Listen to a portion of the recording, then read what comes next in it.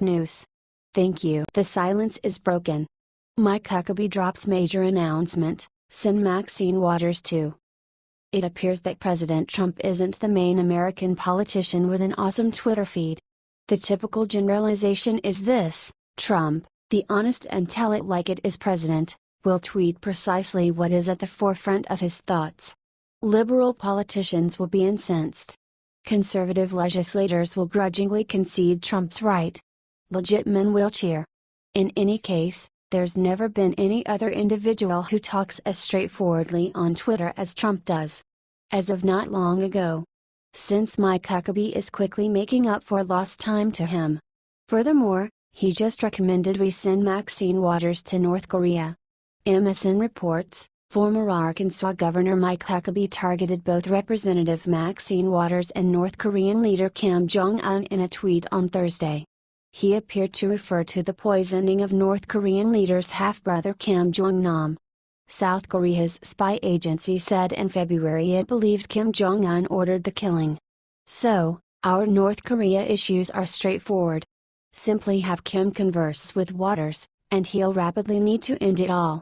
On the off chance that you miss the background, here it is: the present leader of North Korea requested his brother killed, so his ascent to the administration would be unchallenged. It's not an extraordinary good begin for a kid who has since invested his energy starving his own particular individuals, and beating them into accommodation. Or, then again for a kid who may well start World War III. Maxine Waters, obviously, needs no further clarification. It's important that Maxim just go to North Korea or simply go to Iran is a quite standard response to lib government officials who overlook how great it is in the United States.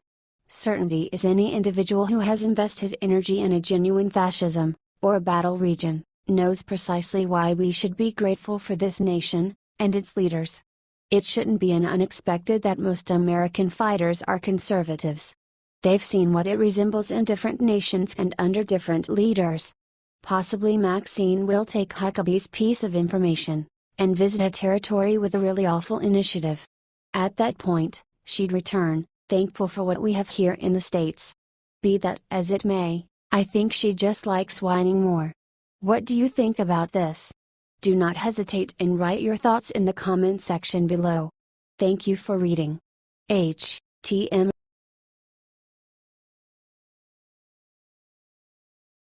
Federal judge just gave liberals a taste of their own medicine. He blocked new California law that bans high-capacity magazines. Prepare to be astonished, a district judge simply accomplished something right. Since essentially every one of Trump's moves to ensure the nation has been obstructed by a district judge, you'd be all in all correct to accept they're all liberals. All, maybe, with the exception of this one. Since this one simply hindered another California law, a weapon control law, on the premise that it would damage the Second Amendment. There's no better news I can consider to take after the 4th of July. Via Daily Caller, a federal judge granted a preliminary injunction Thursday preventing California from enforcing its gun magazine confiscation law. U.S. District Judge Roger T. Benitez said that the law, which prohibits the possession of a magazine with a capacity exceeding 10 rounds of munitions, is likely to violate the Second Amendment rights of the plaintiffs in the suit. As a result, he ordered the state to immediately cease enforcing the law, pending further legal developments. Presently, if California's law appears to be senseless, there's justifiable reason, it is. It's an approach to gain around firearm power laws without really making the laws about guns. Be that as it may, it's an escape clause Judge Benitez spotted rapidly. In the event that it limits your entitlement to claim and work your gun, it's an infringement of the Second Amendment. The court does not lightly enforce a state statute, even on an initial basis, Benitez said in the ruling. However, just as the court is mindful that a majority of California voters approved Proposition 63 and that the government has a legitimate interest in protecting the public from gun violence, it is equally mindful that the Constitution is a shield against tyranny of majority. Given that the feds are currently being sent to Chicago to help with its crazy wrongdoing, it's difficult to trust that Californians even feel that gun control laws work. Chicago has a portion of the hardest gun control laws in the nation, and furthermore one of the most elevated amounts of gun savagery. It's straightforward math. But then, the liberal conviction continues. Furthermore, libs in the state are typically angry. Counting the Express' own Attorney General, who endeavored to outline the issue as one of the will of California voters. Be that as it may, voters, without anyone else, can't simply break the Constitution. Truth be told, that is one of the principal purposes behind the Constitution. Well done, Judge Benitez, and thank you for taking honor back to district courts. What do you think about this? Do not hesitate and write your thoughts in the comment section below. Thank you for reading. H.T. The Daily Call.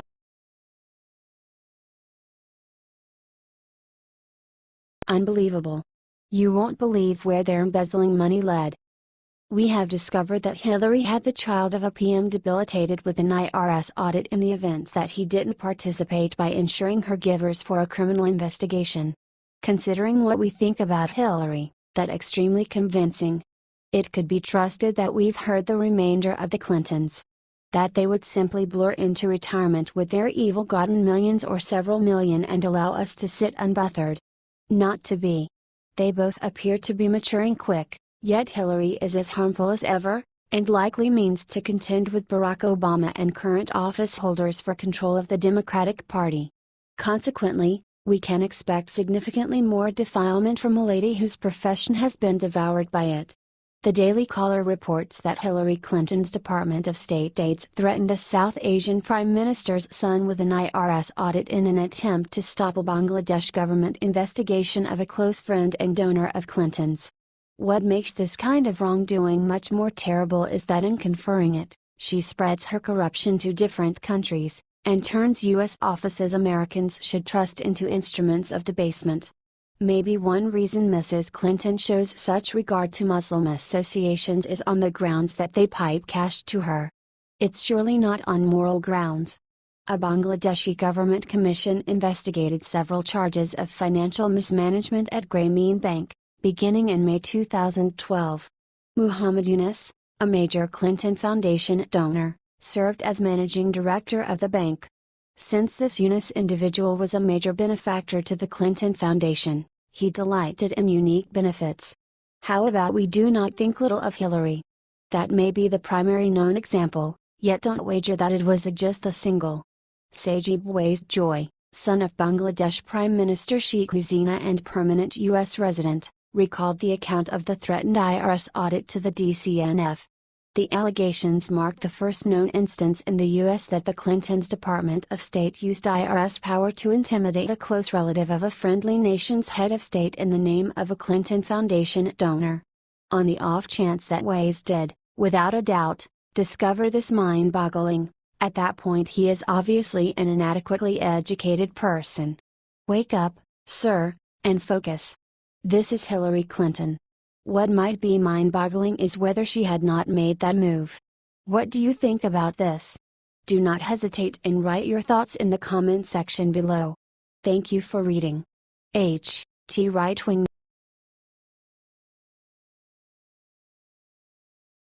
Judge just released on Hillary Clinton and forces State Department to release.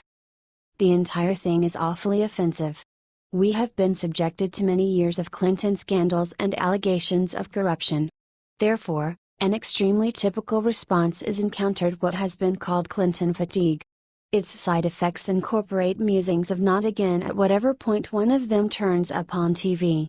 These two individuals have slammed themselves down Americans' throats for so long, that for some, simply their appearance is sickening. Would they be able to both truly be such outrageous drama queens? Apparently in this way, and it would seem that we're screwed over thanks to them, mostly because of the mainstream media that for all intents and purposes fall prostrate at their feet. The entire Clinton experience could be transformed into a low-spending B-blood and guts film that would be best appeared on Friday the 13th. Acid neutralizer tablets gave a free ticket. By and by, it would appear that Hillary just made another stride nearer to getting her day in court. Keep in mind the Benghazi tragedy. A government judge has recently requested the State Department to look at email files for messages receptive to Judicial Watch's FOIA claim looking for such messages related to Benghazi. Judicial Watch is persistent in its quest for justice, and plainly Hillary and her partners are straightforwardly in this law office's sights.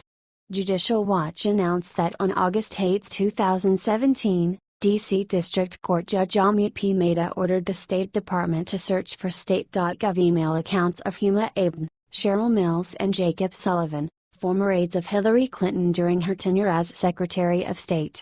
The State Department is ordered to search in those accounts for records responsive to the Judicial Watch's March 4, 2015, FOIA, Freedom of Information Act, request. A separate Judicial Watch FOIA lawsuit first broke open the Clinton email scandal. Criminals should be indicted regardless of how exhausting or repetitive they may be. What's more, if Hillary ends up having submitted the offenses as charged, at that point she needs her day in court. The issue is, this would no uncertainty transform into a media bazaar like the Michael Jackson and O.J. Simpson trials. Other than observing a charged vacation criminal, at last, get justice, it's nothing to anticipate. This judge is not playing amusements, but rather is considering this issue important, which is all the more terrible news for Hillary. Judge Mehta described the Judicial Watch's Clinton Benghazi FOIA lawsuit as a far cry from a typical FOIA case. Secretary Clinton used a private email server, located in her home, to transmit and receive work-related communications during her tenure as Secretary of State. Further, if an email did not involve any state.gov user, the message would have passed through only the Secretary's private server and, therefore, would be beyond the immediate reach of the state. Because of this circumstance, for the sake of ordinary case, the state could not look solely at its own record systems to adequately respond to Judicial Watch's demand. The State Department has not, however, searched the one record system over which it has always had control, and that is almost certain to contain some responsive records, state.gov email server. If Secretary Clinton sent an email about Benghazi to Abedin, Mills or Sullivan at his or her state.gov email address, or if one of them sent an email to Secretary Clinton using his or her state.gov account, then state's server would presumably have captured and stored such an email. Therefore, the state has the obligation to search its own server for responsive records. That doesn't leave much space for question or for quibble with respect to the State Department. This judge could scarcely be all the plainer. What's more, keeping in mind that one may charge this is all the after effect of some conservative law office playing governmental issues, that is unmistakably not the situation. Not in any manner. What's more, anybody making such a claim is either uninformed of the realities, outright insensible, or is participating in a program of ponder confusion.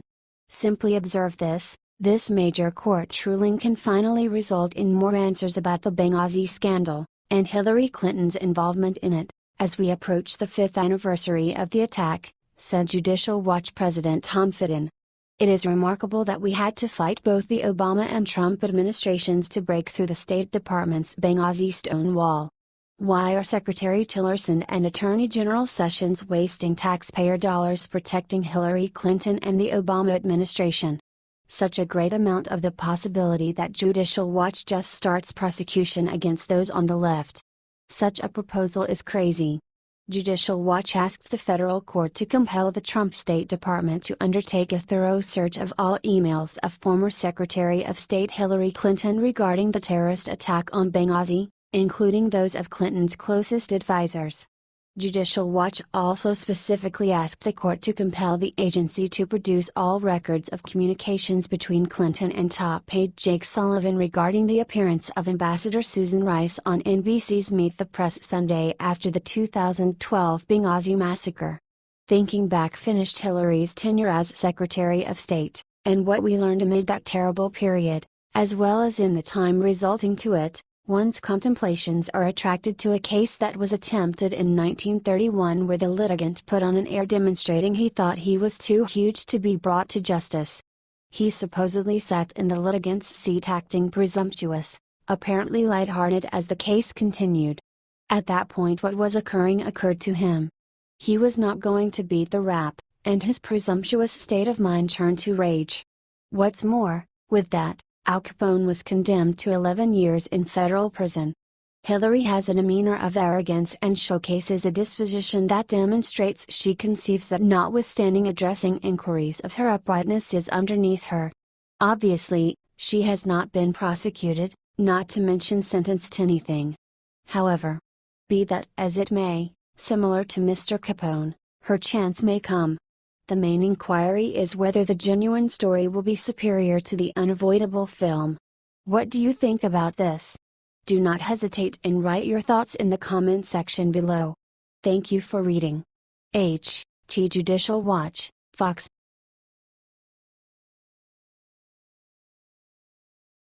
President Trump just closed 7 major government programs. Dems are furious, no one saw this coming. Trump budget plan will reduce inefficient spending and get the U.S. debt under control in a matter of 10 years. The plan incorporates cutting taxes and dispensing with those bloated government programs we despise to such an extent. Be that as it may, things being what they are, there was significantly more fat in our legislature than we knew. The organization reported that not just has the administration burned through cash on terrible projects, however, they've kept on burning through cash on programs that have lapsed. The measure of cash being discarded is essentially staggering. Via the Daily Wire, Mick Mulvaney, director of the Office of Management and Budget, announced that the Trump administration has discovered approximately $300 billion in federal spending in programs that have expired. This unauthorized spending has a real impact on balancing the budget. The Trump administration has not yet announced a complete list of programs that are unauthorized, but a quick review of the 2018 budget found 11 programs that Trump is terminating because Congress has not renewed the program for a while. Below are some of the expired programs and agencies and the amounts they spent in recent years. Department of Commerce, Economic Development Administration, $251 million. Department of Commerce, National Oceanic and Atmospheric Administration Grants and Education, $217 million. Department of Health and Human Services, Community Services Block Grant, $714 million. Department of Homeland Security, Port Security Grants and Transit Security Assistance, approximately $218 million. Department of Housing and Urban Development, Choice Neighborhoods, $125 million. Department of Housing and Urban Development, Choice Neighborhoods. This program has spent approximately $150 billion since 1974, without any measurable impact. Department of Housing and Urban Development, Indian Community Development Block Grant, $60 million. The rundown continues endlessly.